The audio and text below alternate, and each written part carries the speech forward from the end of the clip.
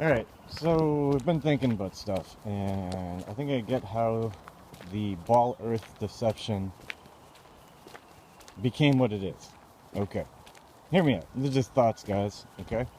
So, like, we're living in a cell, okay? The earth is a realm, it is not a planet, okay? It is a realm, it is a part of 9 other planets, okay? They are a system, okay? Apparently planet 9 exists, so that there's 10 planets, because we have to make 2 of these to make an X to evolve, which means our luminaries will change. Alright, so if we are living inside of the walls of the beach ball, let's say that everyone knows what a tennis ball is, guys. Okay? If you take a tennis ball and you put the tennis ball inside out, we live on the green stuff inside the tennis ball. Okay? And if you take this tennis ball and you cut it up in a certain way, you can make a flat plane of said tennis ball. Okay? These are just different points of view of the same tennis ball. You can look at it as normal, n. You can look at it as a plane, n plus 1. Or you can look at it as a cell, n plus 2.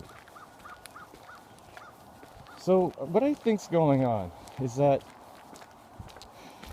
we can't see the fact that we are living in a cell, the n plus 2, okay?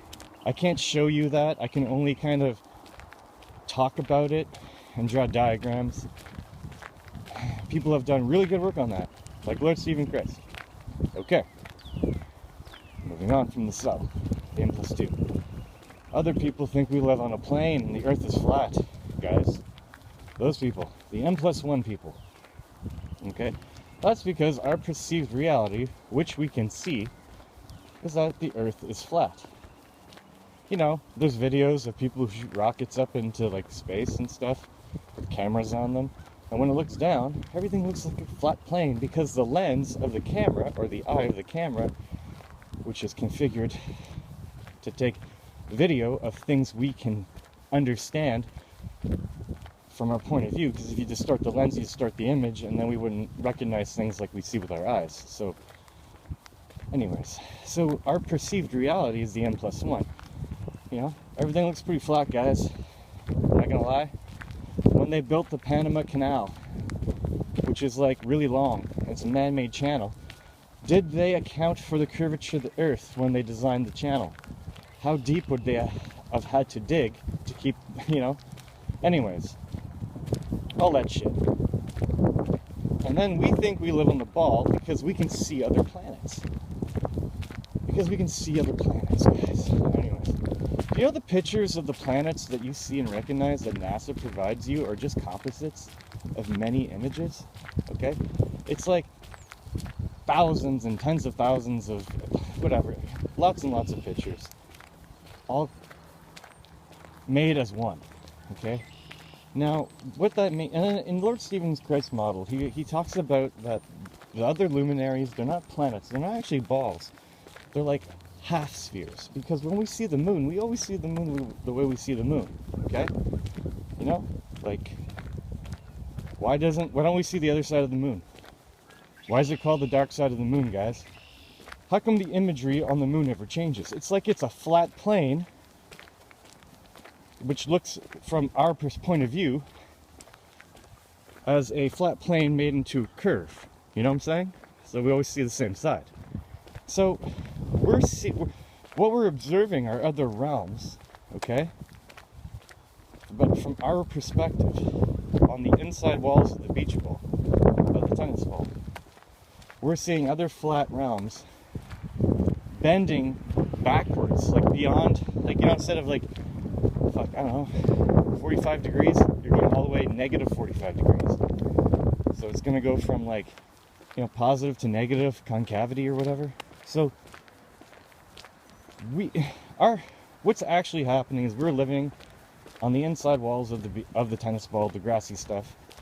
We perceive our reality as a flat, laid out tennis ball, and we see other realities as actual tennis balls within. So all those tennis balls are going to be inside our inside out tennis ball. And it's all about Einstein, guy, and the theory of relativity. Relative to whom? Relative to what? Relative to where? If all the light of the universe, our reality is coming from a singularity inside of heaven, at the center of the tennis ball, okay? Go look at actual video, like go YouTube telescope videos on Venus or something, videos. They're just swirling lights, guys. Okay, that's you can go look at telescope videos of super zoomed in planets, and it's just moving lights, guys. It's a bunch of swirls, magnetized light, and they take a whole bunch of images of that swirling light and layer them, thousands and tens of thousands, millions even, of images. And what does it create? The planet that we see in a ball-shaped pattern. So it should be pretty easy to explain reality now, okay? We see balls, therefore we think we live on a ball. Everything is kind of flat, so we live on a flat plane. And then there's those who read between the lines and understand the cellular nature of the universe. Okay, but it's all the same. It's just different points of view, guys. No one's right and no one's wrong. It's pretty simple.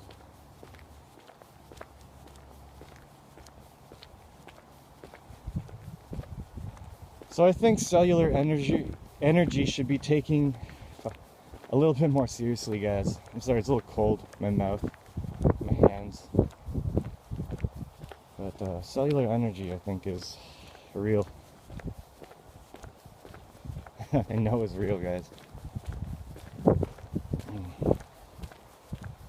I don't know.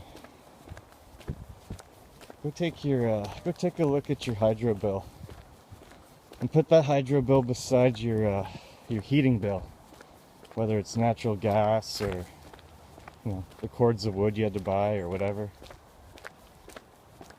propane, whatever, electricity bill, it could be on that too. Take those bills, add those numbers together, okay? Imagine not having to pay that anymore.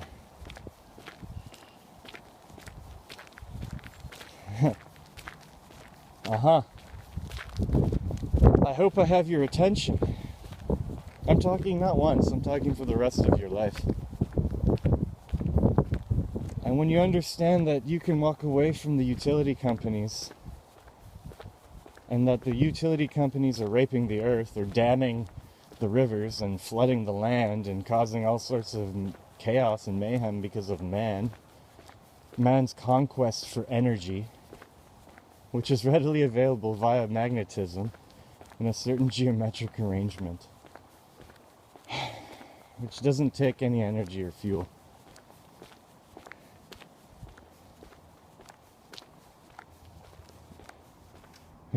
Anyway,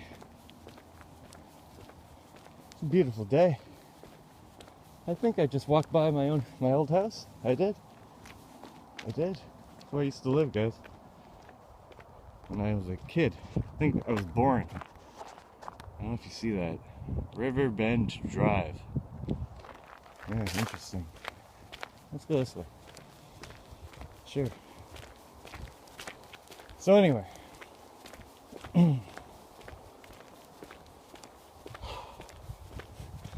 So I think it's a joke, guys. I think it's a joke now. I have lots of evidence to prove that this knowledge is at least symbolized in lots of things in our reality. Lots of movies, lots of songs, lots of everything. Okay? Somebody knows, or maybe they don't know what they're worshiping. Maybe they don't know why they're doing. Maybe they only know part of it. They don't actually understand the whole free energy bit. But I mean, come on, guys. It's a big club and you ain't in it. Our media and entertainment is controlled. Our news is controlled by those who know. And those who don't know live their lives, go to work, pay their taxes. And everyone has a boss, guys. Doesn't matter who you are and what job you have or not have. You depend on somebody else to survive. End of story. You have to get your money from somewhere.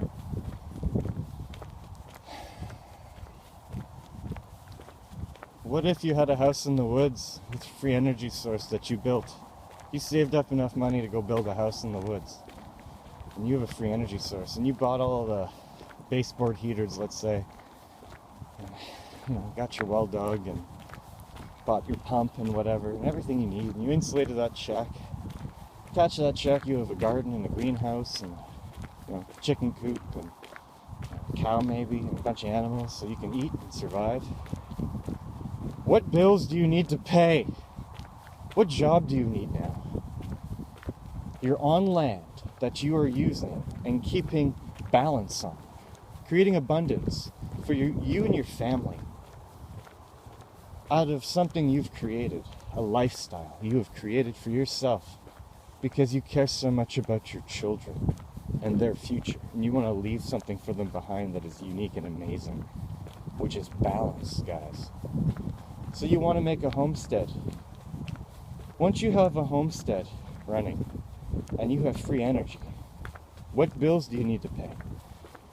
Okay, you need to abide by the rules of man to drive on their roads.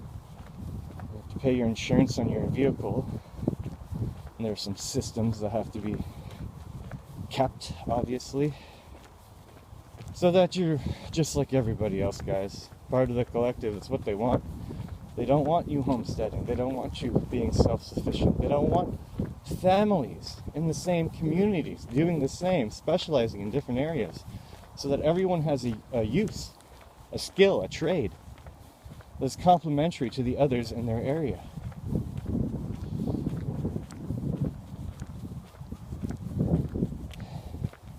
If I'm crazy,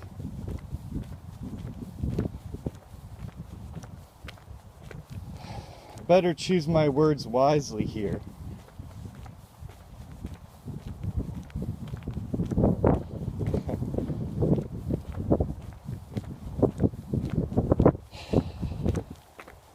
I don't even know what to say, guys. It's all a joke to me. I am the comedian. Ha ha. Okay? I geometried my name again. It said Shelane failed her mission, Austin. That's what Kevin Janik means.